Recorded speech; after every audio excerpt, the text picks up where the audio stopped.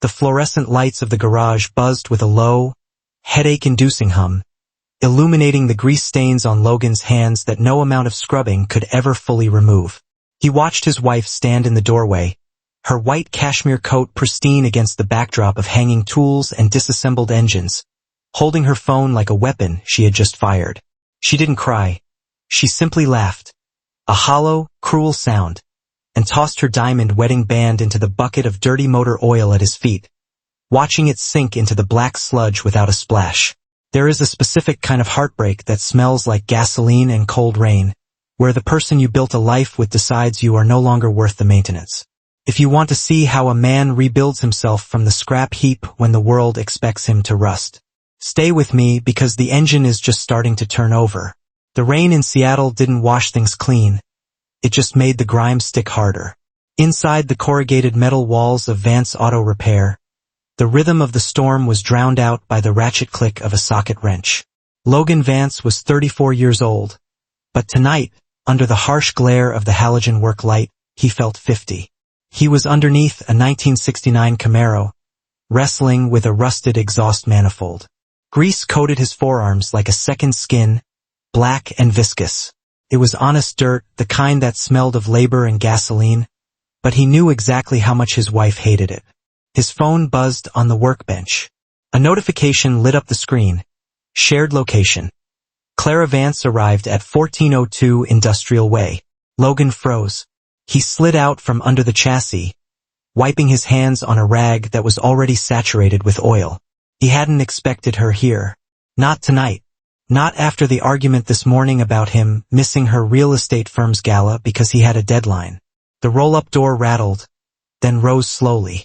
Clara stood there, framed by the gray downpour behind her. She looked like a creature from another species entirely. Her trench coat was a pristine cream color, her heels sharp enough to puncture a tire. She held an umbrella that cost more than Logan's weekly grocery bill. "You didn't answer my texts," she said. Her voice wasn't angry. It was cold, efficient. The voice she used when a deal was falling through. "I was under a car, Clara," Logan said, standing up. He made a move to step toward her, but stopped when he saw her flinch. She looked at his hands, stained, scarred, rough, with a thinly veiled expression of disgust. "Don't," she said sharply. "Please, I just had this coat dry cleaned." Logan lowered his hands. "What are you doing here?" "I came to get this over with." Clara closed her umbrella and leaned it against the wall, careful not to let it touch a stack of tires. She reached into her purse and pulled out a manila envelope. She tossed it onto the workbench right next to a disassembled carburetor. "What is that?" "Papers," she said. "And these." She pulled out her phone and scrolled for a second before turning the screen toward him. It wasn't a photo. It was a video. It was Clara, laughing, her head thrown back, sitting in the passenger seat of a McLaren. Driving the car was Andrew Sterling, the tech mogul she had been staging houses for over the last 6 months. The video cut to them in a restaurant, Andrew's hand resting intimately on her thigh. Logan stared at the screen. He felt a strange detachment, as if a bolt had sheared off inside his chest, disconnecting his heart from his brain. "You're showing me this?" Logan asked, his voice low. "Why?" "Because I'm tired of pretending, Logan," Clara said, tucking the phone away. "I'm tired of coming home smelling like Gojo soap. I'm tired of telling my clients that my husband is in automotive restoration, when really, you're just a mechanic in a shed." "I own this shed," Logan said, the defense weak even to his own ears. "I build things, Clara. I fix things." "You fix junk," she corrected him. "Andrew, he builds the future. He operates on a level you can't even comprehend." Logan looked at the woman he had married right out of high school. He remembered working double shifts to pay for her real estate license. He remembered holding her hair back when she had the flu. "Does he know you're here?" Logan asked. "He's waiting in the car," she said, gesturing vaguely to the alley outside. The cruelty of it was breathtaking. She hadn't just cheated. She had brought her audience. Clara looked down at her left hand. She twisted the platinum band, the one Logan had saved for 2 years to buy. It wasn't the biggest rock in her circle of friends, but it was flawless. "I can't wear this anymore," she said. "It feels heavy." She slid the ring off. Logan instinctively held out his hand to take it, a reflex of stewardship he couldn't control. But Clara didn't hand it to him. She looked at the bucket near his feet, a 5-gallon drum filled with black, sludge-like used motor oil. With a flick of her wrist, she dropped the ring. It didn't ping. It didn't clatter. It just made a wet thwack as it hit the surface of the oil and vanished into the darkness. "There," she said, wiping her fingertips on a tissue she pulled from her pocket. "That seems appropriate. Keep it. If you fish it out, maybe you can pawn it for parts." She turned around, her heels clicking on the concrete floor. "Sign the papers, Logan," she called over her shoulder. "Don't make this messy. You know you can't afford a lawyer who can beat Andrew's team." Logan stood alone in the garage. The rain hammered against the metal roof, louder now. He looked down at the black oil bucket. He could reach in. He could dig through the filth and retrieve the symbol of their 10-year marriage. Instead, he picked up his wrench. He turned back to the 1969 Camaro. He tightened the bolt on the exhaust manifold until his knuckles turned white, the physical exertion the only thing keeping him from screaming. He didn't look at the bucket again. 3 days later, Logan sat in a conference room on the 42nd floor of the Sterling Tower. The room smelled of lavender sanitizer and aggressive cologne. Across the mahogany table sat Clara, flanked by 2 men in suits that cost more than the transmission of Logan's truck. Clara wouldn't look at him. She was focused intently on a spot on the table, her fingers tracing the edge of a leather coaster. "Mr. Vance?" the lead lawyer began, sliding a thick stack of documents across the polished wood. "As discussed, this is a non-contested dissolution. Given Mrs. Vance's contributions to the household's social standing and the disparity in future earning potential, we have structured the division of assets accordingly." Logan didn't open the folder. He knew what it said. He had built the equity in their queen and home with his own hands, remodeling the kitchen, reinforcing the foundation, laying the hardwood. But the deed was tangled in loans that Clara had taken out. Loans he had only recently discovered were co-signed by Andrew Sterling's holding company. "The garage," Logan said. It was the only time he spoke. The lawyer cleared his throat, adjusting his glasses. "The commercial property on Industrial Way is technically held by the LLC, of which Mrs. Vance is the majority shareholder. We are willing to offer a grace period of 48 hours for you to vacate the premises before the locks are changed." Logan looked at Clara. She finally looked up, her eyes defensive, glassy. "It's just business, Logan," she whispered, her voice barely audible over the hum of the building's air filtration system. "Andrew wants to redevelop that block. It's not personal." "Right," Logan said. "Just business." He picked up the pen. The lawyer looked ready to launch into a speech about arbitration clauses, but Logan simply flipped to the last page. He didn't read the terms. He didn't ask for a settlement check. He knew when an engine was seized. You didn't try to force it to turn over, you pulled it out or you scrapped the car. He signed his name in heavy, dark ink. The sound of the pen scratching against the paper was the only noise in the room.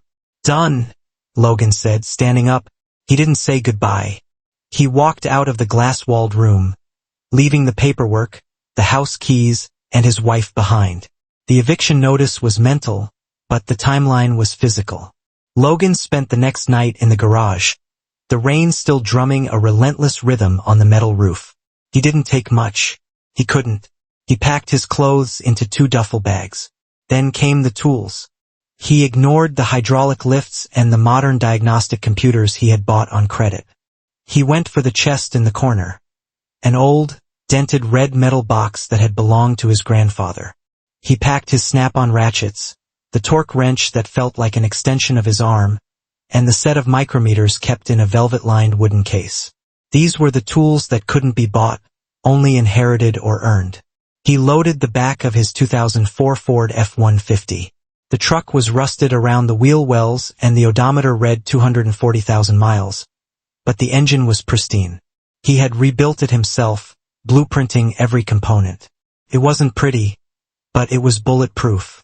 At 3 a.m., the garage was empty. The concrete floor, usually cluttered with parts, looked vast and scarred. Logan walked back to the workbench one last time. The bucket of waste oil was still there. The surface was smooth, black, and reflective like a dark mirror. Somewhere at the bottom lay the platinum ring, drowning in sludge.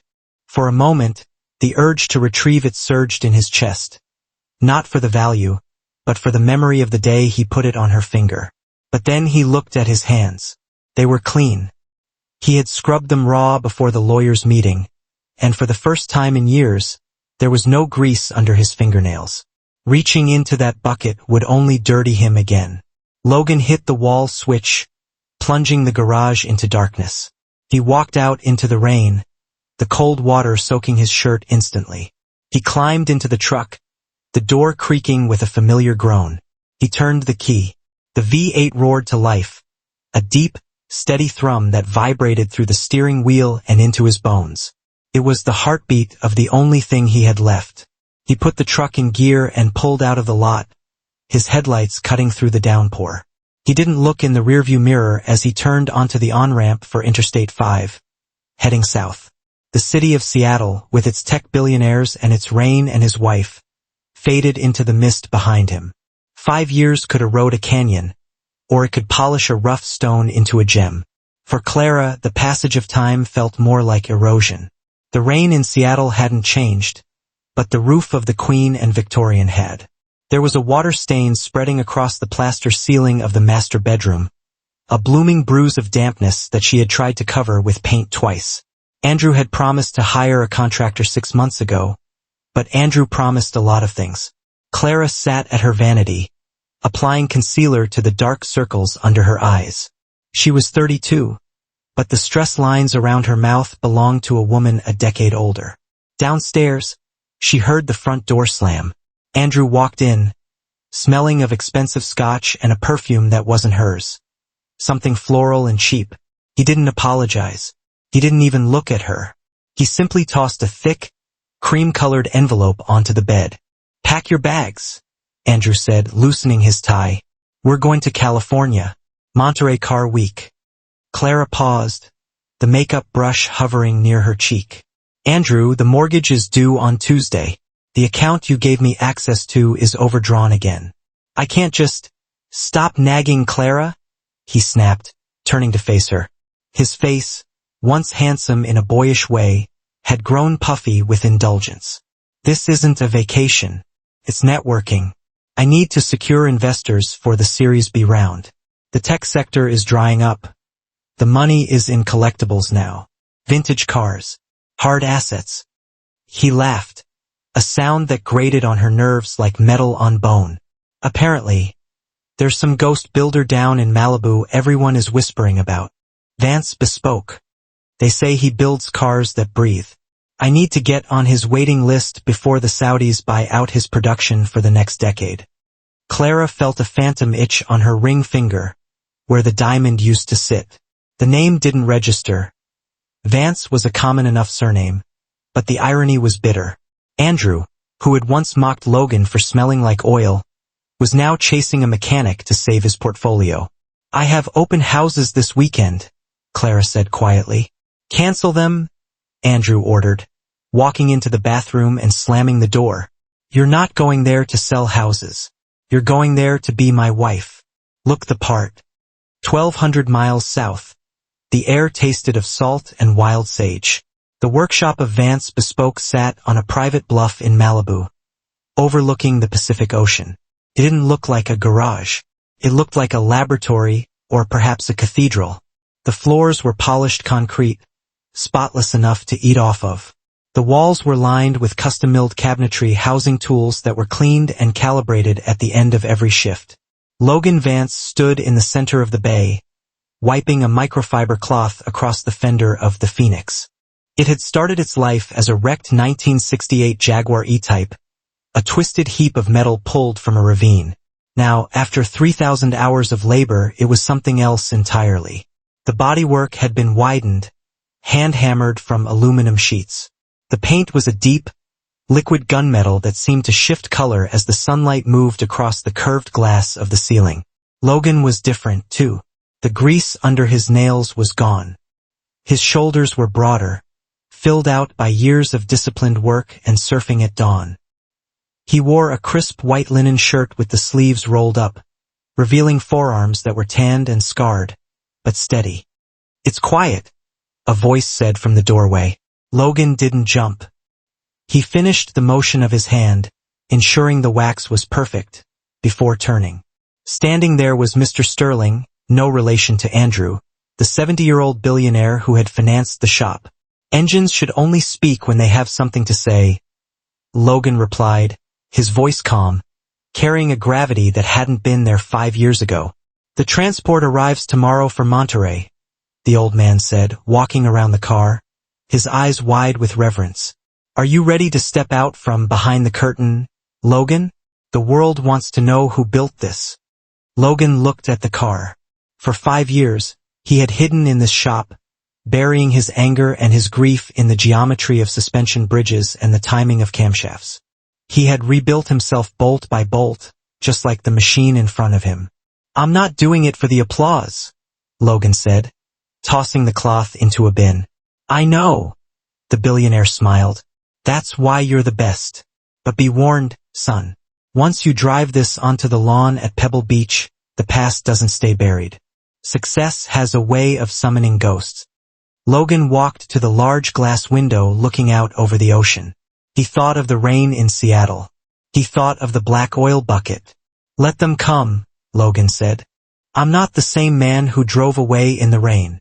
The lawn at the Quail Lodge was less a golf course and more a holy ground for internal combustion. Under the pristine California sun, billions of dollars worth of metal sat gleaming on the manicured grass.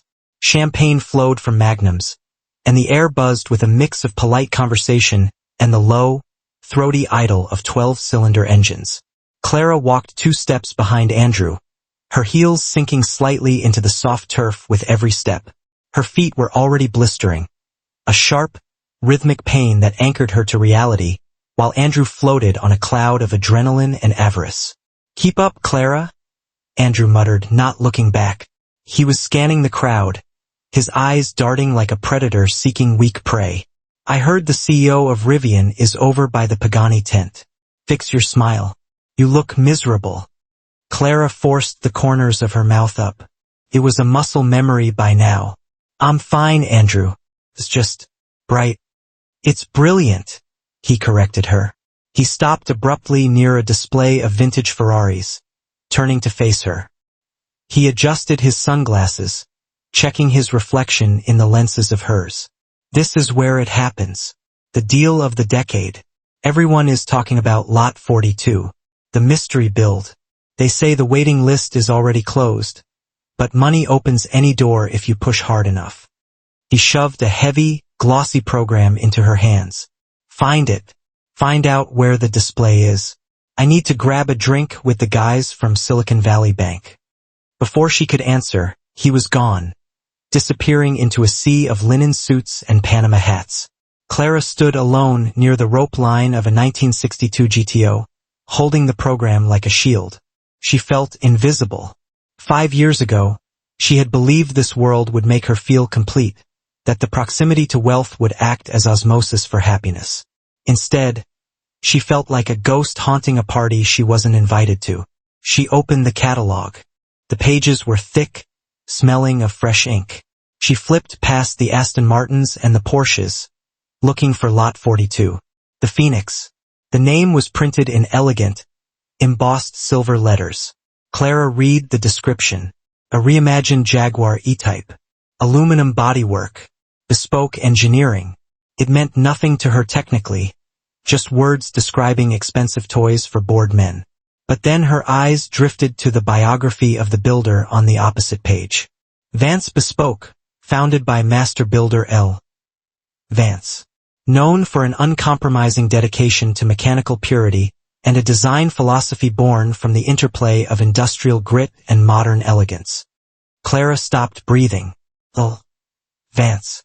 It's a common name, she whispered to herself, her heart hammering against her ribs. It's a coincidence. She forced herself to read the next line. Mr. Vance began his career in the Pacific Northwest, specializing in American muscle restoration before vanishing from the public eye to perfect his craft in solitude. The world around her, the laughter, the clinking glasses, the roar of a distant engine, seemed to mute. The Pacific Northwest. American muscle. Solitude. A memory flashed in her mind. Logan, standing in the rain, grease on his face, telling her with quiet conviction, "I build things, Clara." "No," she said, shaking her head. It was impossible. The Logan she knew was a man of rusty bolts and stained overalls. A man who couldn't afford to buy her a new coat, let alone stand shoulder to shoulder with the elite of Monterey. He was the past she had discarded in a bucket of oil. He couldn't be the future everyone was chasing. "Did you find it?" Andrew's voice made her jump. He was back, a fresh drink in his hand, looking impatient. Clara closed the book quickly, pressing it against her chest as if trying to smother the truth inside. "Yes," she lied, her voice trembling. It's on the main stage, at sunset." "Good." Andrew took a sip of his drink, his eyes gleaming with greed. "I'm gonna own that car, Clara, whatever it costs. And I want to meet this Vance guy. I bet he's some eccentric European genius. I'll charm him, write a check, and we'll be the kings of Seattle by Monday." Clara looked at her husband, then down at the catalog in her hands. A cold knot of dread tightened in her stomach. She wasn't afraid that Andrew wouldn't get the car. She was terrified that he would get the meeting. The sun began to dip into the Pacific, casting long, dramatic shadows across the fairway. The golden hour at Pebble Beach was legendary, a time when the light turned liquid and everything it touched looked like a memory in the making. At the center of the main stage, the silk cover was pulled back from Lot 42. A collective gasp rippled through the VIP crowd. The Phoenix sat on the podium, low and menacingly beautiful. It didn't look like a car. It looked like a weapon carved from obsidian and moonlight. The bodywork flowed like water, but the stance was aggressive, ready to strike. It was a machine that demanded reverence. "Incredible," Andrew breathed, his grip on Clara's arm tightening to the point of pain. "Look at the lines, Clara. That's not manufacturing. That's art. I need to meet him. Now." He didn't wait for her response. He pulled her forward, cutting through the throng of onlookers, using his elbows and his loud voice to part the sea of tuxedos. Clara stumbled, her heart pounding a frantic rhythm against her ribs. She kept her eyes on the ground, praying irrationality, that if she didn't look up, it wouldn't be him. "Mr. Vance," Andrew called out, waving his hand as they breached the velvet rope line reserved for serious bidders. "Over here." Andrew Sterling Tech Ventures. The man standing next to the car turned. He was speaking to a Saudi prince, his posture relaxed, one hand in the pocket of his midnight blue dinner jacket. He finished his sentence, nodded politely to the royal, and then, with a slow, deliberate motion, he turned his attention to the source of the noise. Clara stopped breathing. It was Logan, but it wasn't the Logan she had divorced. That Logan had stooped shoulders from bending over hoods and eyes red-rimmed from exhaustion. This man stood 6'2" with the grace of a panther. His hair was cut short, styled with precision. His tuxedo was bespoke, fitting his broad shoulders perfectly. But it was his face that shattered her. The softness was gone, replaced by the sharp angles of a man who had forged himself in fire. He looked at Andrew. Then his gaze slid to Clara. There was no shock in his eyes, no anger, no hurt. There was only a calm, impenetrable stillness. It was the look a driver gives a pothole in the rearview mirror. Something noted, avoided, and left behind. "Mr. Sterling," Logan said. His voice was deeper than she remembered, smooth and resonant. "You know who I am?" Andrew asked, preening, puffing out his chest. "I know your portfolio," Logan replied, his tone neutral. "You invest in disruption." "Exactly. Disruption." Andrew laughed, too loud, grabbing Logan's hand and shaking it vigorously. And this machine is disruption incarnate. I was telling my wife, I've never seen metal moved like this. It's genius. Pure genius. Andrew turned to Clara, oblivious to the fact that she had gone pale under her layer of foundation. Clara, darling, say hello. This is the artist I was telling you about. Clara couldn't move. She felt like she was drowning on dry land. She looked at Logan, and for a terrifying second, she thought he would expose her. She thought he would say, "Hello, Clara. How is the oil business?" Instead, Logan extended his hand toward her. "Mrs. Sterling," he said. Clara stared at his hand. It was the hand of a creator. Strong, capable, and utterly immaculately clean. The nails were manicured. A Patek Philippe watch glinted under the cuff of his shirt. There was no grease, no dirt, no shame. She reached out, her hand trembling violently. When her skin touched his grip was firm, cool, and impersonal. He shook her hand like she was a stranger he had just met at a cocktail party. "It is a pleasure," Clara managed to choke out, the lie tasting like ash in her mouth. "The pleasure is mine," Logan said, releasing her hand before she could hold on for a second too long. He turned back to Andrew, dismissing her presence entirely. "I understand you're interested in the auction, Mr. Sterling. The reserve is high." "Money is no object," Andrew declared, eager to prove himself. "I want this car in my garage." Logan smiled. It wasn't a warm smile. It was a sharp, dangerous thing. "Be careful what you wish for, Andrew," Logan said softly, his eyes flicking back to Clara for a fraction of a second. "Some machines are very particular about their owners. They don't tolerate neglect." The suite at the lodge at Pebble Beach was expansive, featuring a stone fireplace and a terrace that offered a view of the 18th fairway, now shrouded in coastal fog. It was the kind of room designed for romance, but the atmosphere inside was as sterile as an operating theater. Clara sat on the edge of the bed, still in her evening gown, removing her diamond earrings. Her hands were shaking so badly that it took her 3 tries to undo the clasp. Every time she closed her eyes, she saw Logan's face. Not the face of the mechanic she had left, but the face of the titan she had met tonight. The indifference in his eyes had cut deeper than any hatred could have. "Vance," Andrew said from the living area. He was pacing, a tumbler of whiskey in one hand and his tablet in the other. "Logan Vance. It's a good name. Strong. Marketable."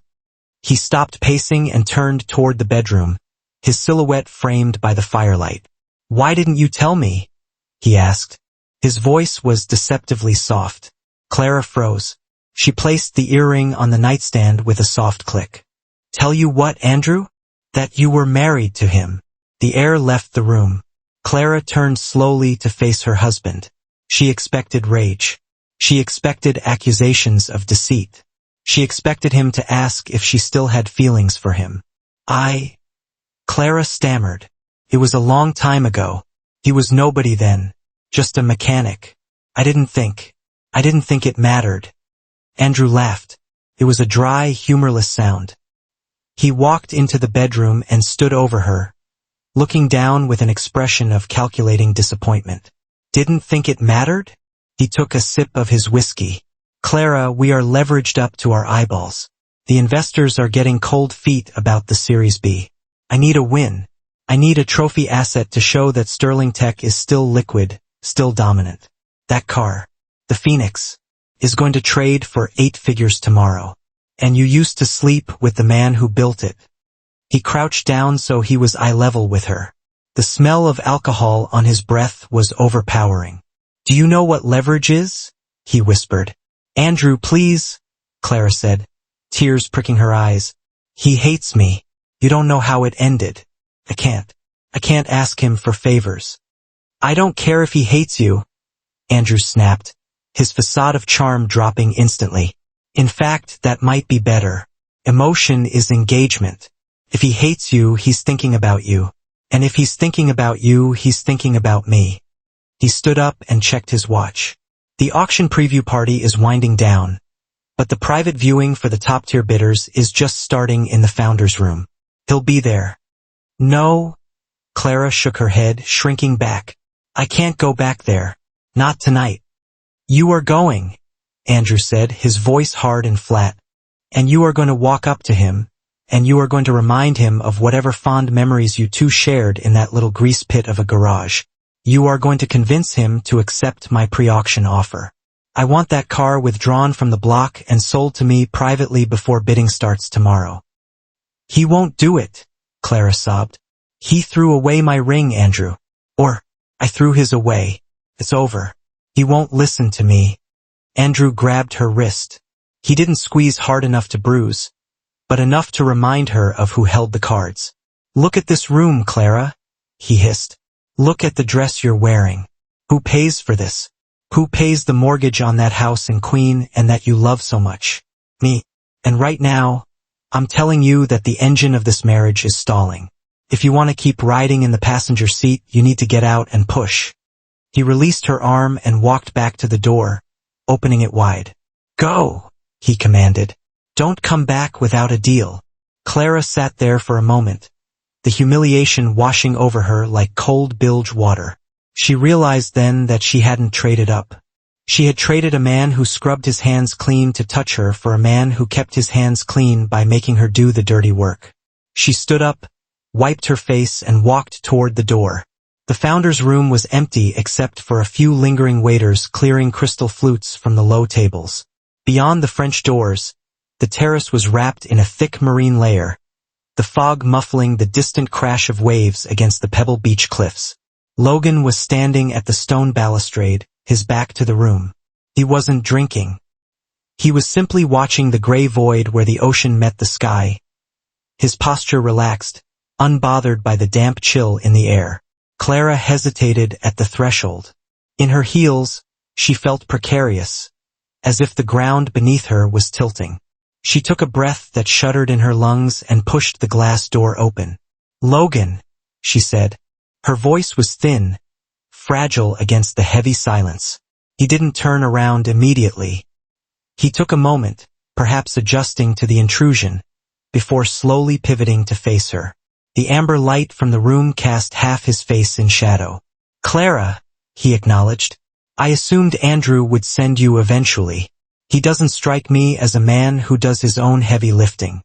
Clara walked to the railing, standing near him but not close enough to touch. She wrapped her arms around herself. He's difficult. He's under a lot of pressure. We all have pressure, Logan said. Pressure makes diamonds or it cracks the block. Andrew looks like he's cracking. He needs this car, Logan, Clara said, skipping the pleasantries. She turned to him, her eyes pleading. Please, I know I have no right to ask. I know what I did to you was unforgivable. But if he doesn't get this deal, if he doesn't secure the Phoenix, he's going to ruin us. He's going to ruin me. Logan looked at her. For the first time, she saw a flicker of something in his eyes. It wasn't pity. It was the clinical detachment of a mechanic looking at a wreck that was beyond repair. You came here to negotiate a price? Logan asked. I came here to beg, she whispered. For old time's sake. You used to fix everything for me. You fixed my grandmother's house. You fixed my credit. You fixed my life. I did, Logan nodded slowly. I spent 8 years patching up holes I didn't make. But you fired the mechanic, Clara. Remember? He looked down at his hands, those clean, strong hands resting on the cold stone railing. You told me I was too dirty, he continued, his voice devoid of malice but sharp as a razor. You threw our marriage into a bucket of waste oil because it didn't shine bright enough for your new friends. You wanted a showroom model, Clara. You wanted the flash, the noise, the speed. You chose Andrew. I was wrong, Clara cried out, the tears finally spilling over. I was stupid and vain and I was wrong. Look at me, Logan. I'm miserable. He treats me like an employee. I miss the quiet. I miss being safe. She reached out, her fingers brushing the sleeve of his tuxedo. Can't you help me? Just this once? Sell him the car. Let me have this win. Please. Logan gently removed her hand from his arm. The gesture was polite, but final. It created a distance between them that was wider than the ocean below. "You're misdiagnosing the problem," Logan said softly. "You think the problem is Andrew or the money or the car. But the problem is the chassis, Clara. You built your life on a frame that can't handle the load. You traded loyalty for leverage." He stepped back, adjusting his cuffs. "I won't sell him the car," Logan said. "Not because I hate you, but because the Phoenix is a machine built on integrity. Andrew wouldn't know how to drive it. And you." He looked at her one last time, his expression tired. "You don't deserve to sit in the passenger seat anymore." "Logan," she choked out. "Go back to him, Clara," Logan said, turning toward the door. "You bought the ride. Now you have to drive it until the wheels fall off." He walked past her, leaving her alone on the foggy terrace, shivering in a dress that cost thousands of dollars but offered no warmth at all. The auction had ended an hour ago, but the adrenaline still hung thick in the air at the lodge. The Phoenix had not gone to Andrew Sterling. It had sold to a private museum in Stuttgart for a record-breaking $22 million. Andrew took the news poorly. Outside, under the porte-cochere, the valet stand was a chaotic ballet of supercars and limousines. The coastal mist had turned into a drizzle, slicking the cobblestones and making the brake lights fracture into red kaleidoscopes. Clara stood by a pillar, shivering. Her feet were numb in her heels. She watched Andrew standing 10 feet away, talking to a girl who couldn't have been older than 23. The girl was an influencer Andrew had been following on Instagram. She was laughing at his jokes, her hand resting lightly on his bicep. Andrew turned, catching Clara's eye. He didn't look guilty. He looked annoyed, like a man burdened by luggage he no longer wanted to carry. He walked over, checking his phone. "I'm taking Sapphire to the after-party in Carmel," he said, his voice brisk. "There's no room in the McLaren. It's a two-seater, you know." Clara stared at him. The humiliation was so absolute it felt almost physical, a heavy weight pressing on her chest. "Andrew, we checked out of the hotel. My bags are in your trunk. How am I supposed to get back to Seattle?" "Figure it out, Clara," Andrew snapped, signaling for the valet to bring his car. "You're a smart girl. You used to be a hustler, right? Hustle." The McLaren pulled up. Andrew slid into the driver's seat, the engine roaring with an obnoxious, high-pitched whine. The girl, Sapphire, hopped in, giggling, not even glancing at the woman standing on the curb. Andrew didn't wave. He just gunned the engine and peeled out, leaving Clara standing in a cloud of exhaust fumes. She was alone. She had no ride. Her cards were likely maxed out. She was stranded in a playground for billionaires with nothing but a designer dress that she didn't technically own. Then, a low, rhythmic thrumming sound vibrated through the ground. It was deep, resonant, and unmistakably powerful. It sounded like a heartbeat. The crowd at the valet stand quieted down. Heads turned. A vintage Ford truck pulled up. It wasn't the rusted F-150 from 5 years ago. It was a Restomod masterpiece. Matte charcoal paint, custom suspension, polished chrome that gleamed under the hotel lights. It was rugged, utilitarian, but undeniably elegant. Logan sat behind the wheel. He wasn't looking at the crowd. He was looking at the woman in the passenger seat. She was older than Sapphire, perhaps Logan's age. She wore a simple leather jacket and jeans, her hair tied back loosely. She wasn't holding a phone. She was holding Logan's hand, resting on the center console.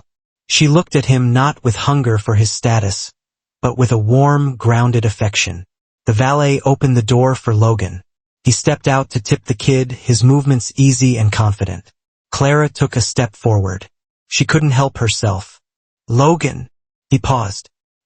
He turned his head, spotting her standing in the shadows of the pillar, hugging her bare arms against the cold. For a second, the world seemed to stop. Clara waited for him to offer her a ride. She waited for him to see her distress and revert to the man who used to fix her flat tires in the rain. The man who couldn't bear to see her uncomfortable. Logan looked at her. He saw the shivering shoulders. He saw the fear in her eyes. But he also saw the ghost of the woman who had tossed his ring into a bucket of sludge. He saw the woman who had chosen the shine over the substance. He gave her a small, polite nod. It was the kind of nod you give a stranger you pass on the street. Then he turned back to the woman in the truck. He smiled at her. A genuine, unguarded smile that Clara hadn't seen in a decade, and climbed back into the driver's seat. "Let's go home," Logan said to his partner. The truck shifted into gear with a solid mechanical clunk. Logan eased it forward, the V8 engine purring with restrained power. Clara stood frozen as the truck rolled past her. She watched the red taillights glow brighter as he touched the brakes at the exit, then fade into the mist as he accelerated onto the coastal highway. The silence that followed was deafening. Clara looked down at her left hand. It was empty. There was no diamond. There was no gold. There was only the cold rain of California settling on her skin, washing away the last illusions of the life she thought she deserved. She was finally free of the grease and the noise, just as she had asked. And she had never felt more worthless.